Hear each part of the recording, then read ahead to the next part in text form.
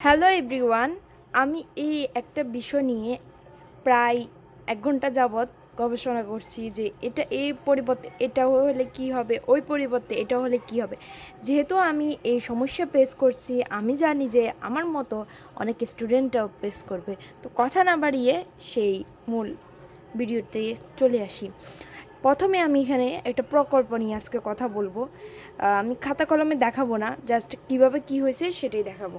প্রকল্প নিয়ে কথা বললে এখানে দেখা যাচ্ছে যে বিক্রয় এত টাকা এত টাকা, বিক্রয়টা কিন্তু প্রশ্নেই দেওয়া থাকে। চলতি ব্যয় 40% নাকি 50% নাকি, এটা তুমি তোমার প্রশ্নেই পাবা। স্থায়ী খরচ তোমার প্রশ্নে দেওয়া থাকে। অবচয়টা তোমাকে বার করতে হবে। অবচয় তোমার একটা প্রশ্নে লেখা থাকে এত কোটি টাকা দিয়ে তোমার বিনিয়োগ করতে হবে। তো এটা প্রশ্নে দেওয়া থাকে। যত কুঠি আছে আমরা এখানে কুঠিয়ে প্রকাশ করব 0-2টা দিয়ে। এরপরে ভাগ দিয়ে যত বছর বলে তত বছর দিয়ে ভাগ করলে বাইর হয়ে যাবে। এরপর এখানে এই যেটা করতে হবে, এরপরে এই জিনিসটা মানে করযোগ্য মুনাফা এবং ক্ষতি, এই জিনিসটা নিয়ে আমি সমস্যা ফেস করছি। যেমন এটা, এই জিনিসটা, দিস ইজ মোস্ট ইম্পর্টেন্ট। কারণ আমি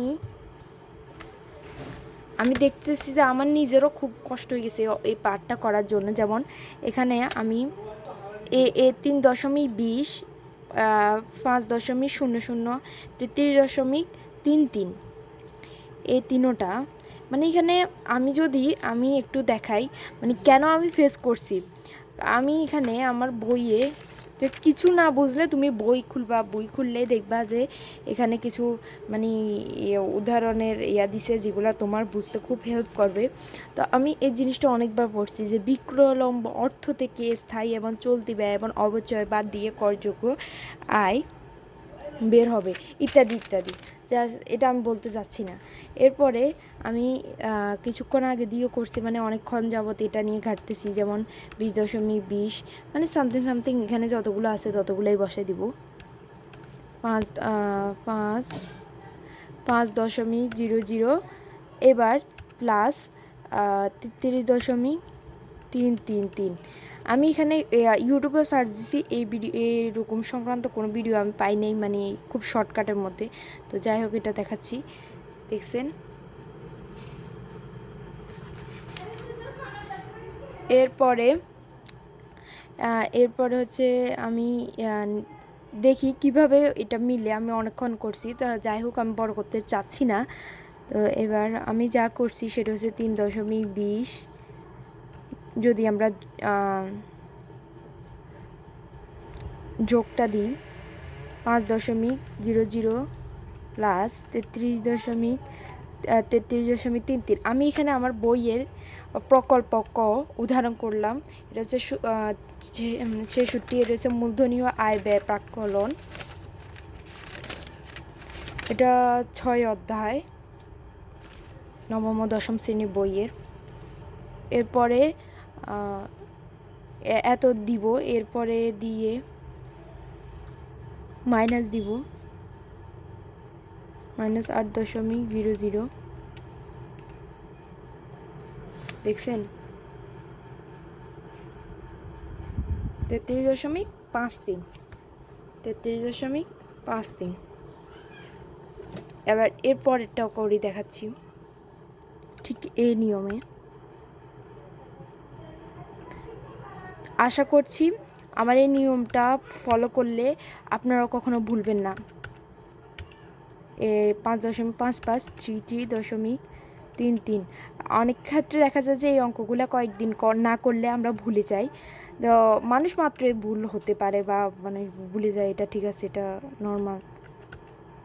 এরপরে শীট টিপলে 81.60, ঠিক আছে। কিন্তু এখানে 81.007 বাতাচ্ছে।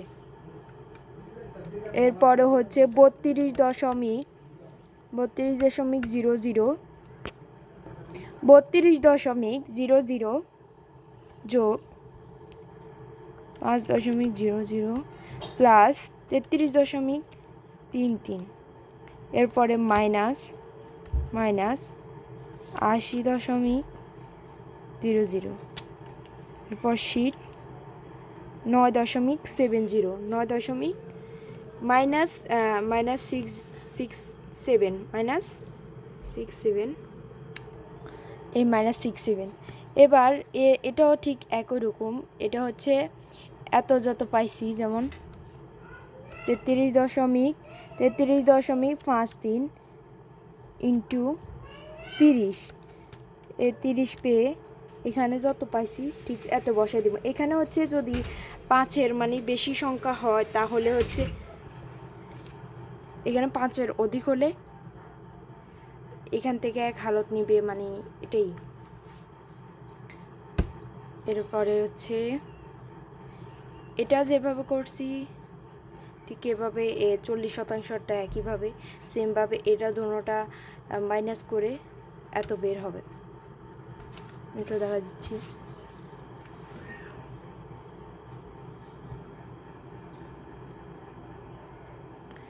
তেইশ না, এখানে হচ্ছে 33.35 মাইনাস 10.06,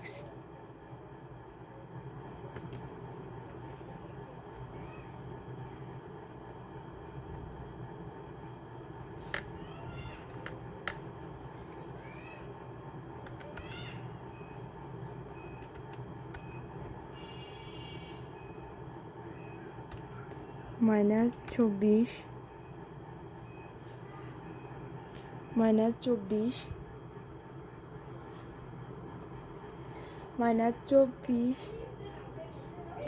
24.32। এবার শিট টিপবেন 56.75। এই ক্যালকুলেটারগুলোর মধ্যে আমি যেটা ইউজ করি সেটা হচ্ছে আনসার বের করার আগে দিয়ে শিট টিপতে হবে, শিট টিপে আনসার বের করলে বেড়ে যাবে 56.75, ঠিক আছে। এভাবে অঙ্কটা করবেন, জাস্ট আরগুলো দেখালাম না। এরপর এখানে এটা হচ্ছে সূত্র, এখানে গড় মুনাফার হার। আমাদেরকে তো এইভাবে শিখেছে যে এখানে হচ্ছে কি না আপনার বড় সংখ্যা হলে, মানে এখানে যত আছে এটা থেকে নাকি ছোট হলে নাকি বড় হলে বললো যে কি একটা শিখেছিল, আমার ঠিক মনে পড়তেছে না। এখানে ব্রেকেট কেন দেয়, তো এখানে হচ্ছে এখানে গড় মুনাফার হার, যে ব্রেকেট থাকলে এটা মাইনাস হবে, ইকুয়াল 56/3। এটা সূত্রে 3টা কোথা থেকে আসছে, এখানে যত বছর আছে তত বছর মানে করতে হবে, ভাগ করতে হবে, তো যত পাবেন। এখানে গড় বিনিয়োগ 100 + 0/2, এটা হচ্ছে সূত্র। গড় মুনাফার হার, গড় মুনাফার হচ্ছে গড় নেট মুনাফা বাই গড় বিনিয়োগ ইন্টু 100। গড় নেট মুনাফা হচ্ছে গড় মুনাফা আর কি, গড় মুনাফা হচ্ছে কত 33.35 ইন্টু এটা হচ্ছে গড় বিনিয়োগ। আমরা জানি যে 50 লক্ষ টাকা ইন্টু এটা ডিভাইডেড বাই এটা, তো আনসার এভাবেই করে। তো আমার মেন যে টপিকটা নিয়ে আজকে আমি এটা করতে চাইছিলাম, মেন টপিকটা হচ্ছে করযোগ্য মুনাফা নিয়ে। সো আশা করছি ভিডিওটা ভয়েসটা ভালো ক্লিয়ার শুনতে পাওয়া গেছে, আমি জানি না শুনতে পাওয়া গেছে না, তবে ভালোভাবে শুনতে পাওয়া গেছে, আপনারা উপকৃত হবে। সো টাটা, বাই, আল্লাহ হাফেজ।